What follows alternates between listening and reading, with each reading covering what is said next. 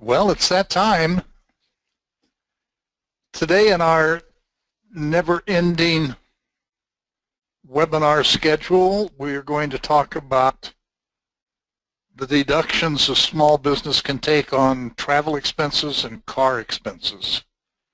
These are really two complicated areas, so we have a few more slides than we normally do, and we'll take just a little longer than we normally do.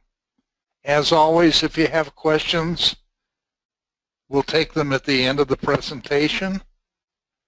I'd like to get any question that you have answered. Start with the disclaimers.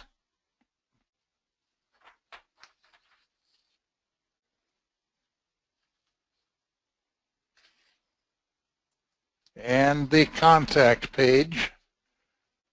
Let me give you my personal email address. It is jimc@smallbusinessfinancials.com.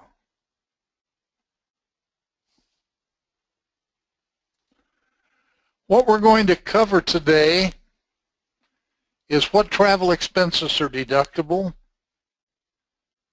car expenses, which ones are deductible and how do we deduct them, record keeping, and how to report these expenses.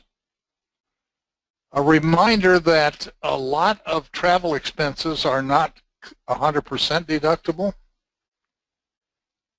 Many are 50% deductible, and you will need to get with your accountant to ascertain which are and which are not. Now, the first thing the IRS says a travel expense is deductible if you're traveling away from home. And they also indicate that your duties require you to be away from the general area of your tax home longer than an ordinary day's work, and number two, you need to sleep or rest to meet the demands of your work while you're away from home. So this would be travel. You need to be away a day or more, and you need to sleep or rest to meet the demands of your work while away from home. I know I saw a tax court case at one point where the IRS had disallowed a deduction because the gentleman could get home from where he was if he flew, and he was flying, but he wouldn't get home till like, I think it was midnight or 1 o'clock in the morning, and then he had to drive 2 or 3 hours to get home. And he was indicating that he felt that that would qualify, and he did win that particular case. So your tax home, if you don't have a regular or main place of business and there's nowhere you regularly live, you're considered to be an itinerant. We have a lot of itinerants here in Phoenix. And your tax home is your workplace. As an itinerant, you cannot claim a travel expense deduction because you were never considered to be traveling away from your home. I've never seen that come into play, but I thought it was interesting enough to bring to your attention. But your tax home is generally your regular place of business. It's not your family home. And if you have more than one regular place of business, your tax home is whichever is considered to be the main place of business.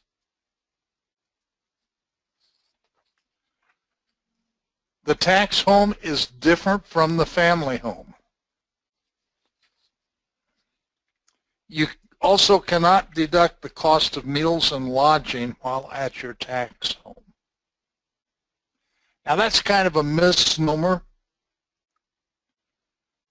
because I know here at SBF, we once a month have 1 or 2 luncheon meetings with all of the employees and bring in food. And that's certainly a deductible expense for us. So I guess it would depend on how it was presented. For me to try to take an expense off my taxes for me going to Chipotle to have lunch, though. That can't be done. If your assignment on a temporary job assignment is away from your main place of work, and it's temporary, your tax home doesn't change. So you're considered to be away from home for the whole period you're away from your main place of work. Under this situation, generally you can deduct your travel expenses. If you go back to your tax home from a temporary assignment on your days off, you're not considered away from home while you're in your hometown. So you can't deduct the cost of meals and lodging there, but you can deduct your travel expenses, including meals and lodging, while you're traveling between the two.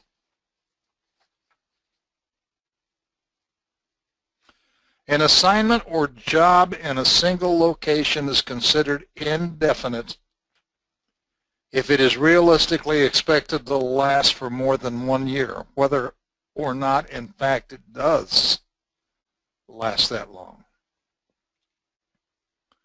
If you take a job that requires you to move with the understanding that you will keep the job if your work is satisfactory during a probationary period, the job is considered indefinite and you cannot deduct any of your expenses for meals and lodging. However, you can deduct some of your moving expenses in that particular case. Well, what travel expenses are deductible? Travel by airplane, train, bus, or car, taxi, commuter bus, and airport shuttles, and tips, baggage expense, shipping your sample displays between 2 different locations. Continued on the next page, if you rent a car, when you go to the location you're going to, that's deductible. If you operate your own car,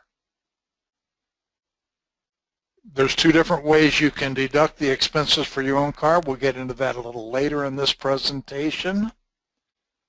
You can deduct your lodging and meals if it is overnight and long enough that you need to stop for sleep. A lot of things people don't know is cleaning. You can actually deduct the cost of dry cleaning and laundry while you're away from home. I once traveled with another attorney that was a speaker on tax, and he always made sure he had 2 or 3 days worth of laundry in his bag before he left home. Continuing, any telephone expenses you have. Now, that used to be a biggie. Now, with most of us carrying cell phones, it's not. Tips and any other similar and ordinary and necessary expenses related to your business travel. I once had a client that left home without a belt, and he bought a belt, and he put that on as an expense. I don't think he ever got audited, so I don't know, but it may or may not be an expense. Now, if you travel with another employee, you can deduct the travel expenses of someone who goes with you. Now, I'm pointing this at small business people. The spouse wants to go to a, let's say, a conference. We've got a conference coming up at the Bellagio in Vegas, and your spouse decides they want to go with you. In order to deduct their expenses now, they've definitely got to be an employee. Now, how are you going to prove that they're an employee? You're going to have a personnel file on them and check stubs or check records for where you paid them for being an employee. They also need to have a bona fide business purpose for travel. Another tax court case that I had was a doctor was married to an accountant. I believe it was an accountant. And they decided to go to a doctor's convention together. I think it was a cruise. And he tried to deduct her expenses, but there was no bona fide business reason for her to go, so they were disallowed. A bona fide business purpose exists if you can prove a real business purpose for the individual's presence. Incidental services such as typing notes or assisting and entertaining clients are not enough to make the expenses deductible. You know, a lot of small businesses really push the envelope when it comes to this particular type of expense and deductions, and a lot of them get nailed. You can generally, if you structure your expenses correctly, deduct a lot of different expenses.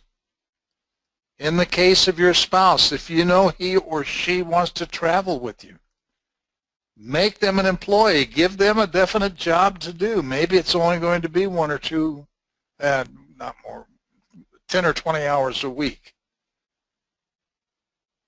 Make them an employee, and then make sure that they're doing some sort of work that would cause them to need to go to a conference with you.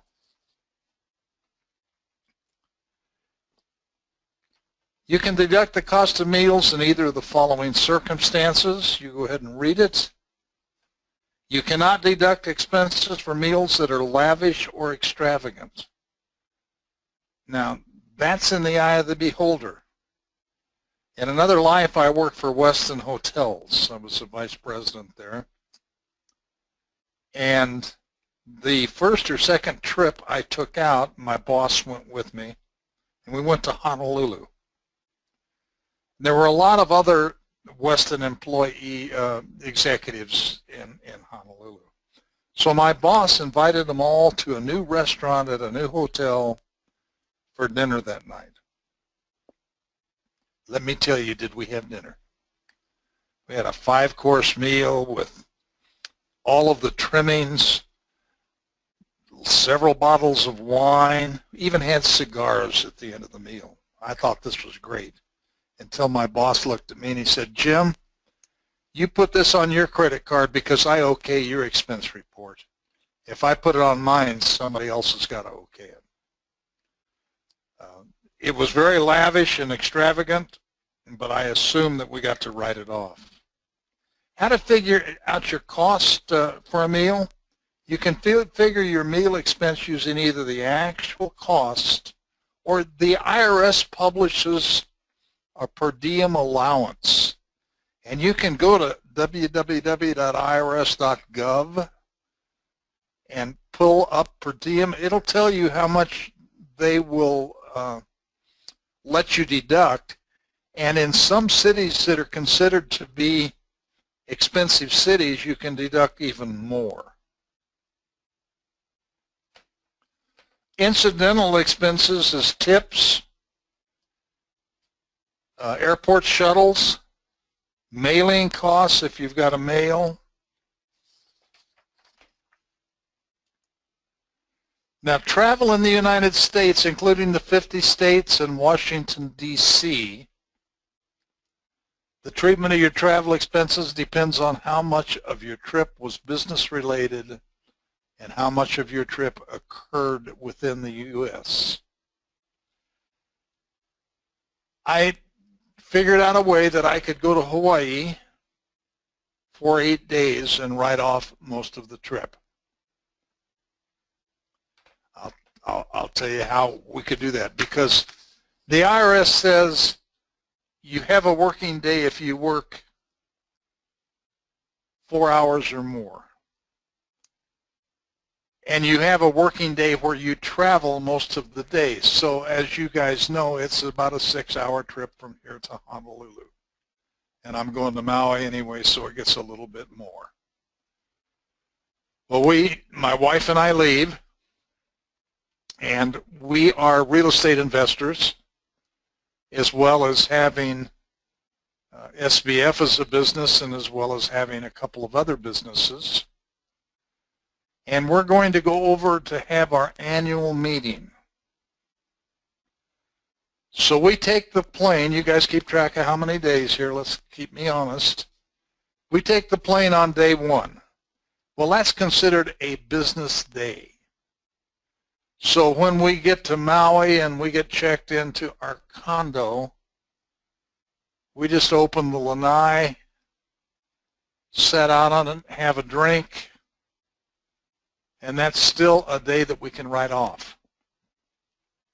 Well, having small businesses as I have, your annual meeting is a required situation. I mean, the IRS requires that you have an annual meeting, and because my wife is a stockholder, she certainly needs to attend the annual meeting. So the next morning we get up, we have orange juice and everything on the lanai. I can close my eyes and smell how Maui smells. It's just terrific. So we go into an annual meeting for business number one, and we spend 4 hours going over the financials from the preceding year, going over a budget for the existing year, and any capital expenditures that we contemplate having. Once we've worked 4 hours and 1 minute, that day is done and it's expensable. So then we go what you're supposed to do in Hawaii, put on our bathing suits and get sand on our butts. Now, day 3 opens up and we have a second business that we have an annual meeting. Actually, we do 2 annual meetings that day. So we're up to 3 days. Now, I made sure that day 1 was a Wednesday, day 2 was a Thursday, day 3 was a Friday. The rules say that if you have to work on the week before and the week after, you can deduct Saturday and Sunday if you're required to stay over. So we're required to stay over. We're up to 5 days.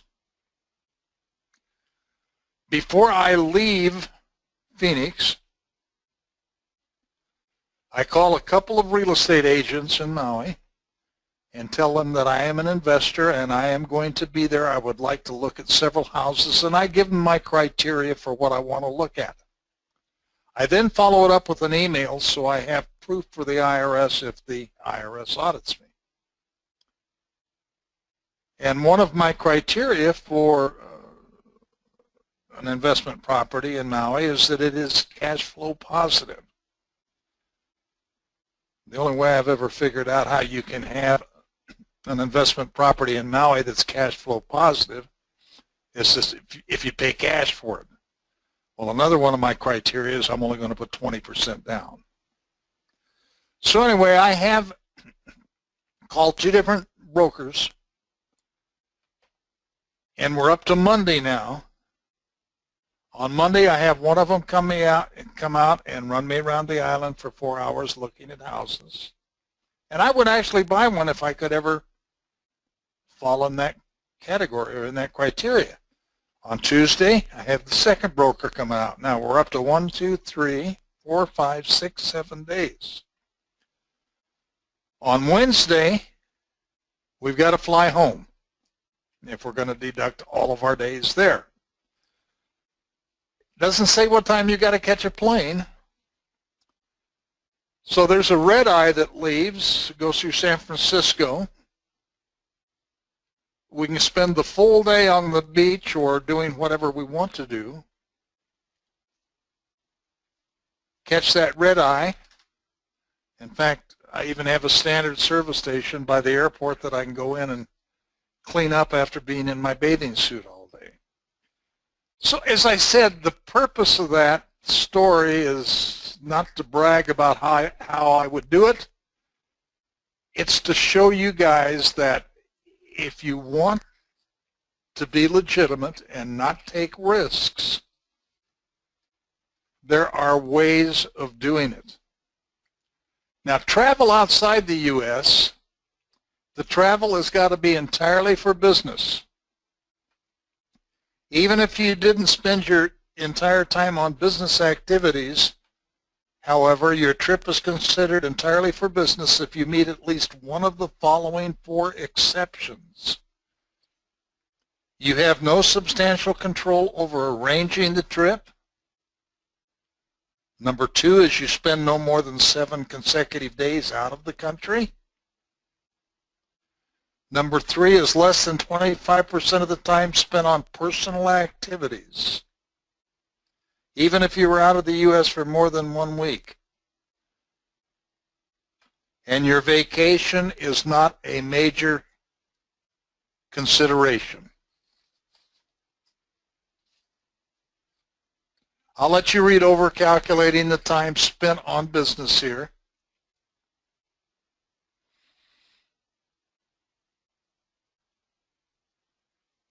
Most of those we talked about. We hadn't talked about how far you have to drive in a day if you're taking your personal automobile to go to a conference. It's 300 miles or more.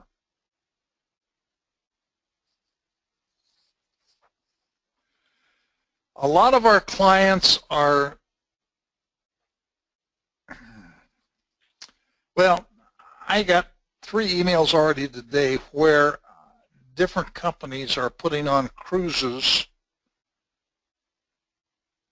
with a conference in the cruise for accountants.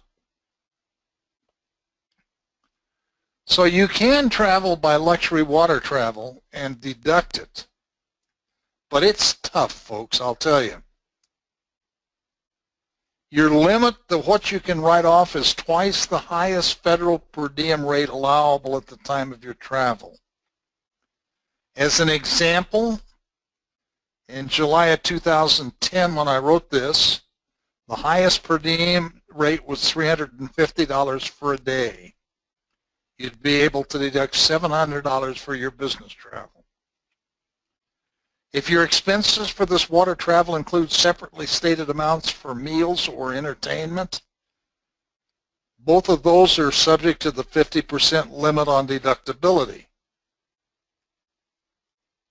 Now, if they're not separately stated, like when I go on a cruise, I know we pay 1 flat fee, and unless we eat in one of the specialty restaurants, it covers our food.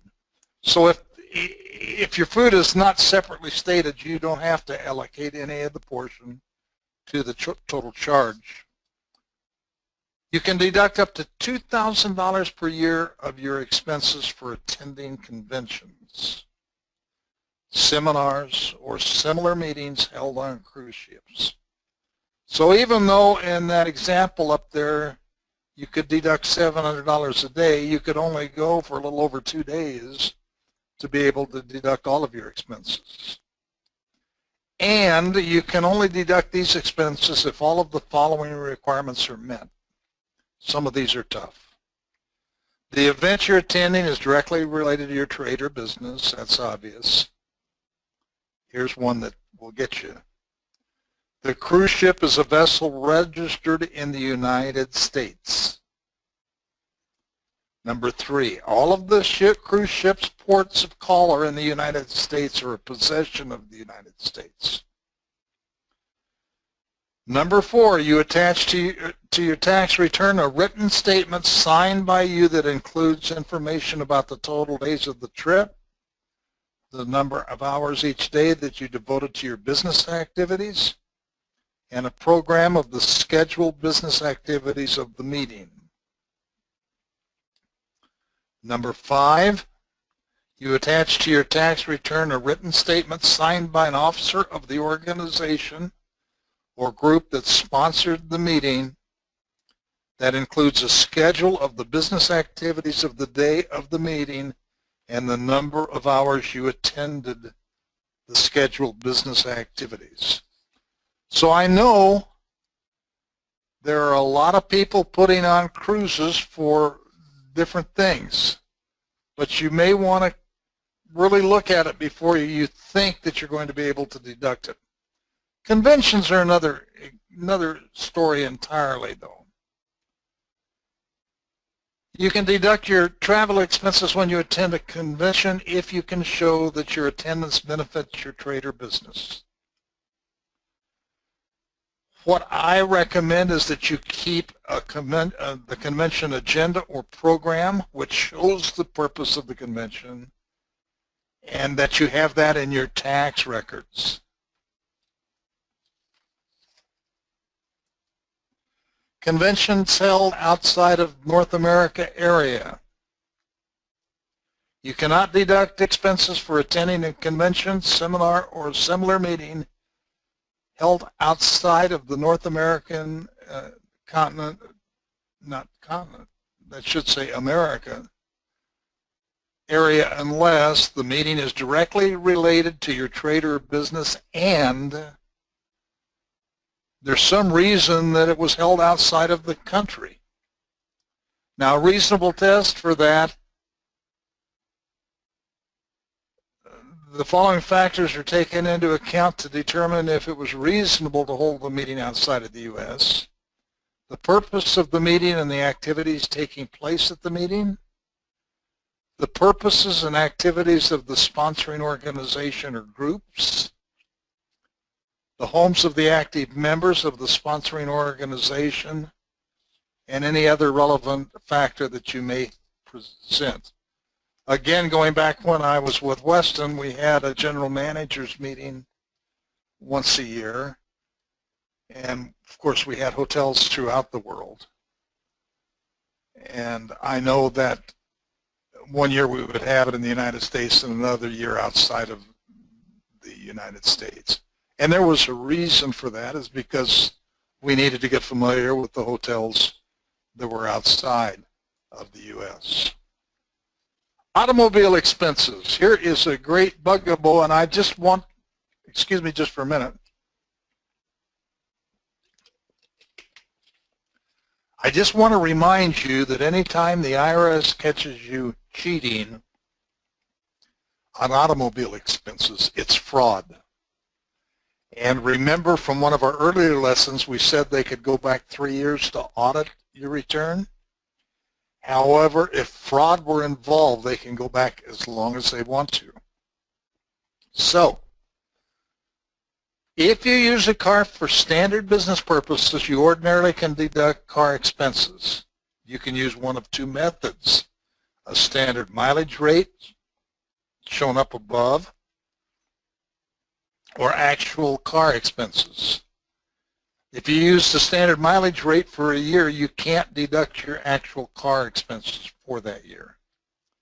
If you want to use the standard mileage rate for a car you own, you must choose to use it in the first year that the car is available for business use. If you want to use the standard mileage rate for the car you lease, you must use it for the entire lease period.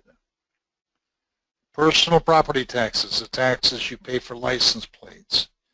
If you itemize your deductions on Schedule A, you can deduct these expenses. If you're a corporation, an 1120 or a 1065 return, they should be completely deductible. Actual car expenses include depreciation, license plates, gas, oil, tolls. If you lease, the lease payment. If you buy, the payments. Insurance, garage rent, parking fees, registration, repairs, and tires. If you use a vehicle provided by your employer for business purposes, you can deduct your actual unreimbursed car expenses, but you can't use the standard mileage rate. If you own or lease 5 or more cars that are used for business at the same time, you cannot use the standard mileage rate for the business use of any of the cars. So if you're one of those people out there that's in the plumbing business and you've got 5 or more trucks that you're running, remember, you can't use the standard mileage rates. You've got to use your actual expenses. Section 179 is the ability to write off a capital expenditure in the same year you make it. The opposite of being able to do that is to depreciate your expenses over a number of years. The Section 179 deduction allows you to treat a portion or all of the cost of a car as a current expense. You can claim it only in the year that you place the car in service. A car that was first used for personal purposes cannot qualify for the deduction in later years. You must also use the car more than 50% for business to claim any Section 179 deduction.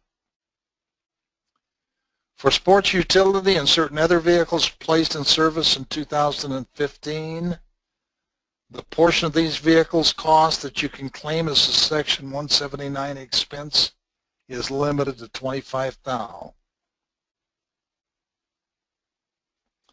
Generally, the total amount of Section 179 deduction, special depreciation allowance, and depreciation deduction you can claim for a car that you placed in service in 2015 is $11,600. If you are a small business and you own vehicles, my recommendation is that you use a bookkeeping service or an accountant that can fully take advantage of the best ways to do this, get you the most bang for the buck, but also keeps you out of trouble. If you use the car 50% or less for business, you can't take the Section 179. You can't take a special depreciation allowance. And you must figure depreciation using a straight line method of a 5-year recovery. And what that means is, let's say you buy a car for $10,000.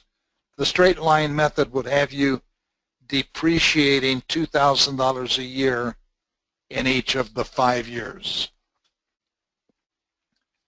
Here's the key: adequate records, because if you don't keep them,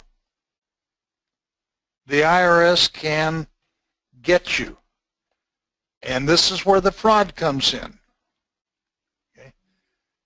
You have to keep the proof you need in an account book, a diary, a log, a statement of expense. I know Staples sells an expense book that you can utilize that has all of the things that you need to write down, because you've got to have your opening odometer reading every day and your closing odometer reading.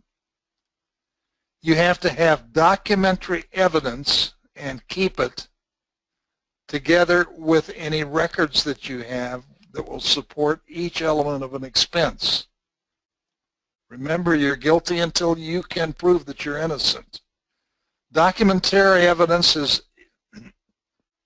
receipts, canceled checks, or bills to support your expense. Now, there are exceptions to this. If you're on a business trip away from home for which you account to your employer under an accountable expense plan, or you use a per diem allowance, then you can't do it. You don't have to have an expense or a receipt for an expense that's under $75 for lodging. In addition to documentary evidence, you need to have adequate evidence. Documentary evidence ordinarily will be considered adequate if it shows the amount, date, and place and essential character of the expense.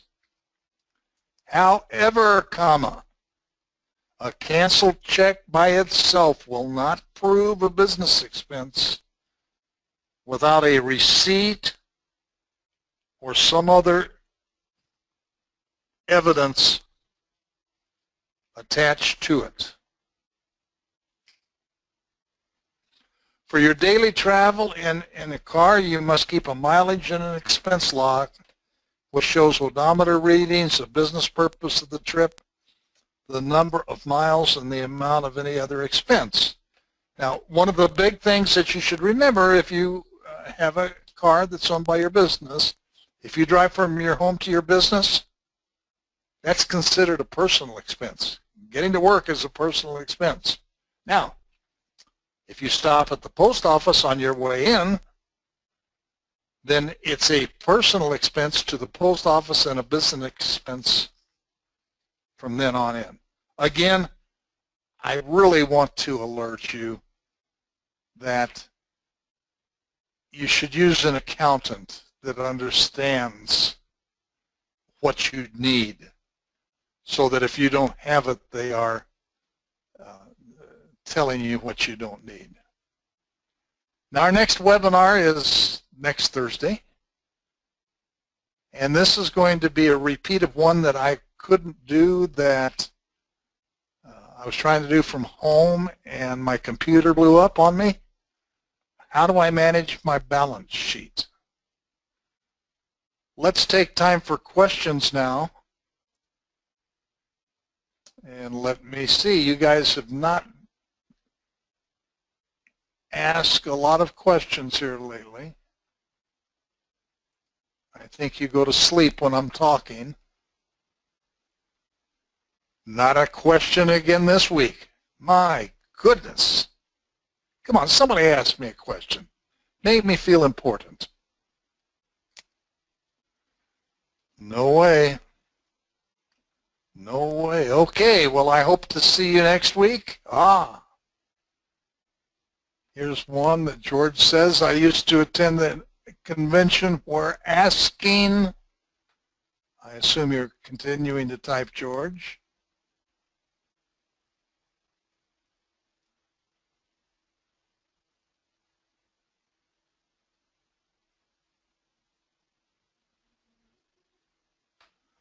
Okay, well, I don't know what else George meant to say there. Oh, here it is. It's coming in. I took my glasses off to clean them. Asking the family to attend 2 times a year, exotic places, family included, and wife. I have been to some of those too, George, where when I was in the retail business, the companies that supplied us would fly us to Aruba or Tahiti or somewhere else. And the wife was always included. They were paying all the expenses, so I don't know how they deducted it. I don't know. Anyway, again, thanks. Another question. The family-owned business, and I wanted their business, so we got close to the families. Yep, absolutely. Okay, guys, we'll hopefully see you next week. Bring a friend. Tell your friends about this webinar series we've got going. We'd like to keep it going. So we think it's a valuable free tool for small businesses to use. Anyway, visit our website, www.smallbusinessfinancials.com. Make sure you sign up for our newsletter. You'll really enjoy getting it. And I'll see you next week. Bye now.